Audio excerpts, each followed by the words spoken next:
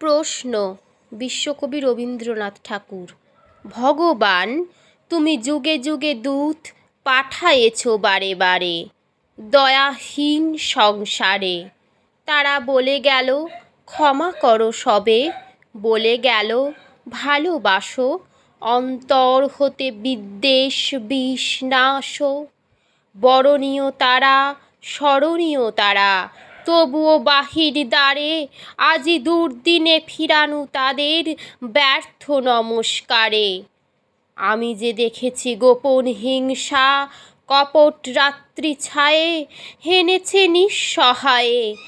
আমি যে দেখেছি প্রতিকারহীন শক্তের অপরাধে বিচারের বাণী নীরবে নিভৃতে কাঁদে। আমি যে দেখিনু তরুণ বালক উন্মাদ হয়ে ছুটে কি যন্ত্রণায় মরেছে পাথরে নিষ্ফল মাথা কুটে। কণ্ঠ আমার রুদ্ধ আজিকে বাঁশি সঙ্গীত হারা, অমাবস্যার কারা লুপ্ত করেছে আমার ভুবন দুঃস্বপনের তলে।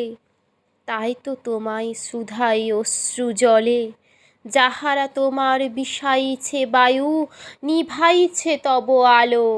তুমি কি তাদের ক্ষমা করিয়াছ? তুমি কি বেসেছ ভালো?